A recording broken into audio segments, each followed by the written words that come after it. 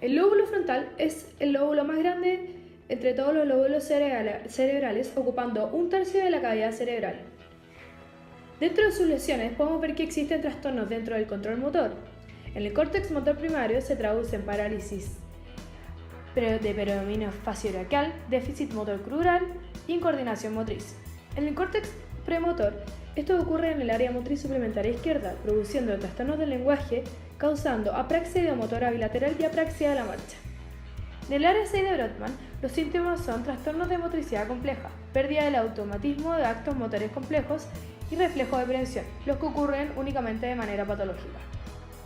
En la región de Broca se produce una afasia de Broca, teniendo como síntoma una disminución en la comprensión auditiva y un agramatismo. En el campo ocular frontal hay un trastorno de las sacadas oculares. En los trastornos cognitivos vemos que se ven afectadas la planificación, la organización de las acciones, la memoria de trabajo, la capacidad de resolución de problemas, perseveraciones y distractibilidad, trastorno del lenguaje y memoria de largo plazo. Donde la organización de las acciones en la apraxia se ocurre en una apraxia frontal. Y en el trastorno del lenguaje hay afasia dinámica, trastorno de formulación del lenguaje, déficit de memoria contextual y de la fuente, amnesia retrógrada, falsos reconocimientos, confabulaciones y síndromes reduplicativos.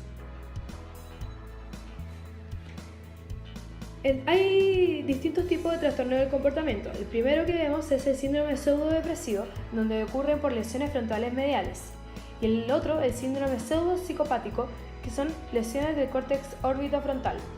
En el pseudodepresivo, el ánimo se ve bruscamente afectado, puesto que hay un ánimo de aspecto depresivo y hay reducción de iniciativa y motivación.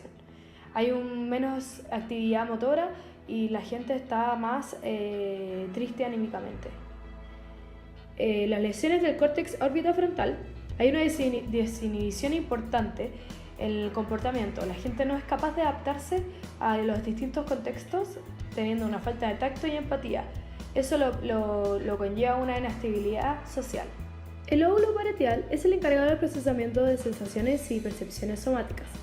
También incorpora la información sensorial de distintas modalidades y asocia la información sensitiva y motriz.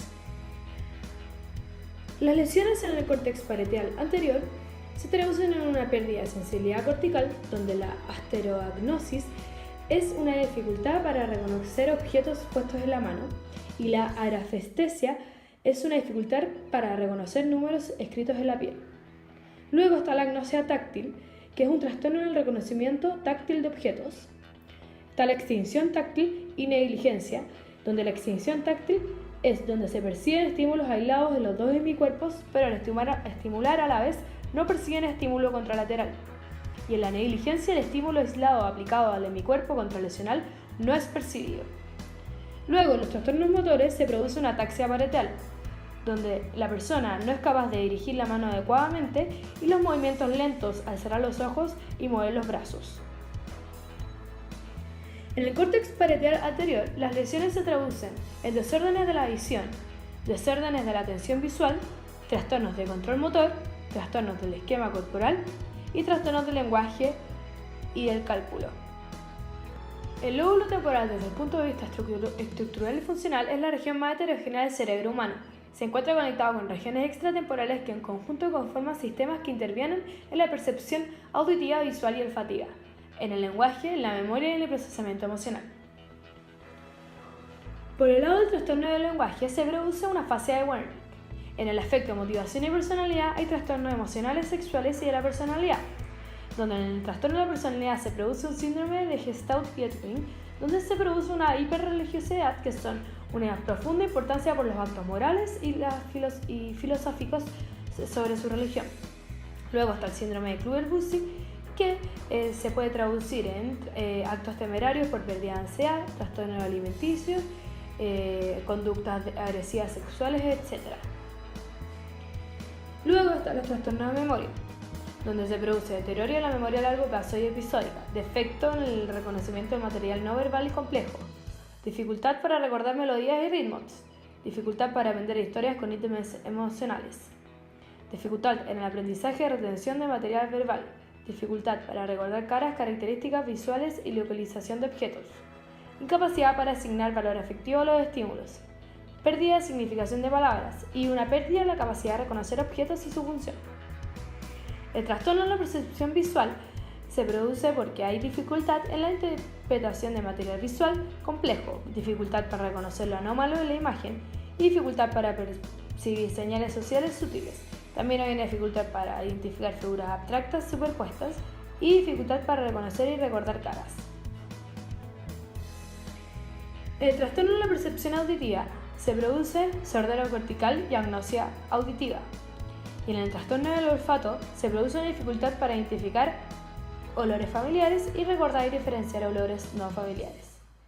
En la sordera cortical se pierde totalmente la audición y hay una dificultad para localizar y discriminar sonidos.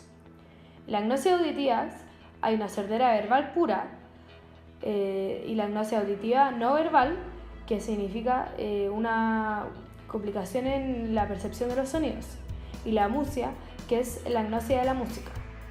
El lóbulo temporal, desde el punto de vista estructural y funcional, es la región más heterogénea del cerebro humano. Se encuentra conectado con regiones extratemporales que en conjunto conforman sistemas que intervienen en la percepción auditiva, visual y olfativa, en el lenguaje, en la memoria y en el procesamiento emocional. Por el lado del trastorno del lenguaje se produce una fase de Wernicke. En el aspecto de motivación y personalidad hay trastornos emocionales, sexuales y de la personalidad, donde en el trastorno de la personalidad se produce un síndrome de Gestalt-Pietwin, donde se produce una hiperreligiosidad, que son una profunda importancia por los actos morales y filosóficos sobre su religión. Luego está el síndrome de Kluver-Bucy, que se puede traducir en actos temerarios por pérdida de ansiedad, trastornos alimenticios, conductas agresivas sexuales, etc. Luego están los trastornos de memoria, donde se produce deterioro de la memoria a largo plazo y episódica, defecto en el reconocimiento del material no verbal y complejo, dificultad para recordar melodías y ritmos, dificultad para aprender historias con ítems emocionales, dificultad en el aprendizaje y retención de material verbal, dificultad para recordar caras, características visuales y localización de objetos, incapacidad para asignar valor afectivo a los estímulos, pérdida de significación de palabras y una pérdida de la capacidad de reconocer objetos y su función. El trastorno en la percepción visual se produce porque hay dificultad en la interpretación de material visual complejo, dificultad para reconocer lo anómalo de la imagen y dificultad para percibir señales sociales sutiles. También hay una dificultad para identificar figuras abstractas superpuestas y dificultad para reconocer y recordar caras. El trastorno en la percepción auditiva se produce sordera cortical y agnosia auditiva. Y en el trastorno del olfato se produce una dificultad para identificar olores familiares y recordar y diferenciar olores no familiares.